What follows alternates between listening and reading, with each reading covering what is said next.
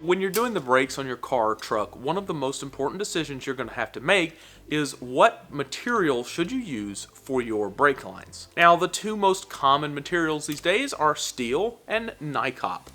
Now, Nicopp has really surged in popularity lately, but there are times when Nicopp is not the best choice for your brakes, and I'm going to try to demonstrate that to you today, as well as give you a few tips to make sure that if you use Nicopp, your brake lines are as safe and reliable as possible. So let's get to it. Now, steel brake lines have been the common choice of auto manufacturers ever since the invention of hydraulic brakes, and there's good reason for that. Steel is really cheap and really durable. As a matter of fact, if you're an auto manufacturer and you have machines and tools to easily bend and flare your brake lines, steel is the obvious choice because the only drawback steel has for you at that point is longevity due to rust. Now, steel obviously rusts and brake fluid is corrosive. Those two things don't mix well together, and the inside of your brake lines will get corroded. More importantly, especially if you live up north where they salt the roads, steel brake lines will fail surprisingly quickly. They'll rust in two, they'll start breaking at the fittings. There's all kinds of things that can happen to your steel brake lines due to rust. That is definitely their biggest disadvantage. Now, Nicopp is a nickel-copper alloy, and the importance of that is it does not have any steel in it, so it will not rust. Now, another key advantage to Nicopp for you and me is that because it is a copper alloy brake line, it is much softer and much more malleable than steel. This means it can be bent without a special bender, it can be flared with even the cheapest of flaring tools, and it is just a dream to work with. If you've ever worked with steel brake lines before, then you know that they're typically a lot harder to work with. You typically have to have some sort of special bender like this to work with them. You have to have a heavy-duty flaring tool or a lot of practice to make those small flaring tools work, and it can be very difficult to work with, especially if you're new to running your own brake lines.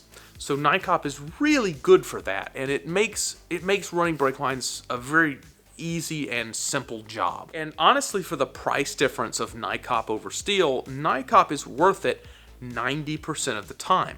Now, don't go out and buy yourself a bunch of Nicopp quite yet, because there's a few drawbacks that we do need to discuss. And while we discuss those, I'm also going to be giving you a few tips and tricks that I've picked up over my years working with Nicopp that will hopefully make these problems a good bit more manageable, and will also make sure that your braking system is as safe and reliable as it can be. The first drawback on our list is that Nicopp is much easier to damage than steel. On the inside, Nicopp is perfectly capable of handling the pressures and stresses involved with hydraulic brakes. In fact, it is ISO and SAE rated for that application. But on the outside, Nicopp is nowhere near as strong as steel. Meaning if you hit it, strike it with something, if a piece of road debris hits it, stump, something like that, it will crush extremely easily. So I've actually had this happen to me before, where a piece of road debris or something has crushed that Nicopp brake line. And after my little incident, I got wise and I started looking for solutions. Fortunately, it was not very hard to find one. I just went out and I picked up some spring sleeve. So spring sleeve is exactly what it sounds like. It is just a sleeve made out of springs.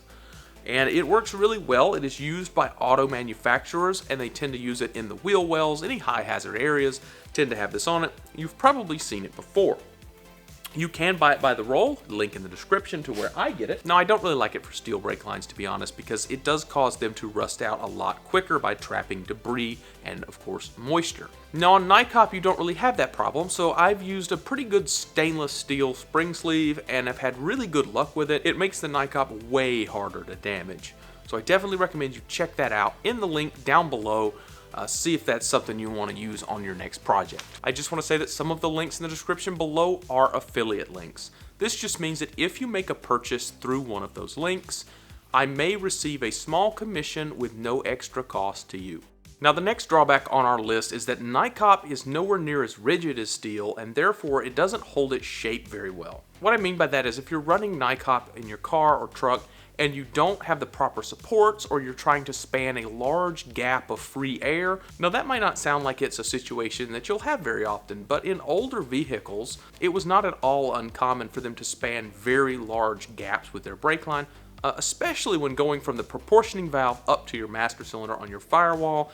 A lot of times they didn't have a lot of support there because they didn't need it. Now, I don't really have a fix for this per se, but I do have some tips that should help. If your vehicle originally had steel, that just means you double the amount of straps that you have, space them out as evenly as you can. You should be good to go. And that's not a dead set rule. You can play around with it a little bit. But when it comes to spanning large gaps, if you cannot find a support structure and change the routing of your brake lines, and you have no other choice but to span those large gaps, it's probably best if you just use steel for this part.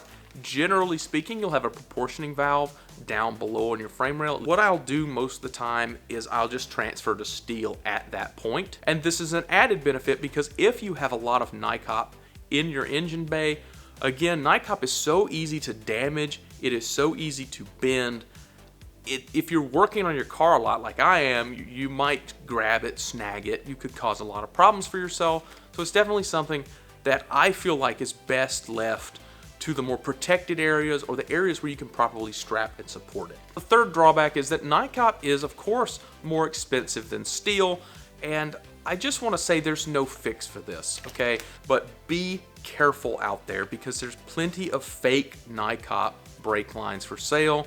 You'll look them up, they'll have Nicopp and it'll be super cheap. It'll be as cheap or cheaper than steel. You'll think, man, what a deal, you'll buy it. And when it comes in the mail, it's gonna be one of two things. It's either gonna be a steel line that is just coated to look like copper, or, and this is even worse, it will be just a plain copper line. Please do not use that for your brakes. Copper is not capable of handling braking system pressures on its own. It cannot handle the use, the abuse. It is very, very dangerous. If you have the tools and equipment to work with steel, steel is cheaper and it works just fine. It does last a very long time. It does have a few advantages with the rigidity, the damage protection. You don't have to buy the extras like spring sleeve and more straps. I think the cost of tools to bend and work with steel would definitely offset the small price difference in Nicopp, even if you add in the spring sleeve, the straps, things like that. So there's no real fix for this either way, but it is something that you're gonna have to do a little bit of research on and decide what's best for your car. I hope this video has helped you make that decision. So all of this to say, there are three main scenarios where I would not use Nicopp. If you cannot properly support Nicopp, I would not use it. Now, again, if you're going up to a master cylinder, you're going in a lot of free air, you're spanning gaps, I'm going to transition to steel right there. I'm going to use that steel. It's meant for it. It works great, and it will last a really long time. Next is in certain situations where physical damage is extremely likely. Maybe you have a four-wheel drive truck that gets a lot of mud bogging off-road use. You run in tall grass or branches that could grab the Nicopp.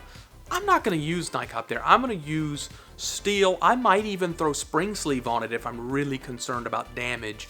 But the last thing you want to do is be out there playing and then lose your brakes. Now, another quick note is if you're really concerned about looks of your car, you want your car to look period correct, or you just want your brake lines to be really shiny and stay looking fresh, I don't really recommend Nicopp for that. I mean, you can either go with steel or stainless would be obviously the even better choice, but Nicopp does tarnish relatively quickly. And it turns brown and it doesn't really look great. It's just something to keep in mind. I'd hate for you to spend all that time and money running your brake lines and then in a year you look at it and be like, oh, yeah, been there, it's not great, and it's so much work to redo them that you definitely want to get it right the first time. So I want to say thank you to Dan on the Run for recommending this video idea. It was a fantastic idea. I really enjoyed making it.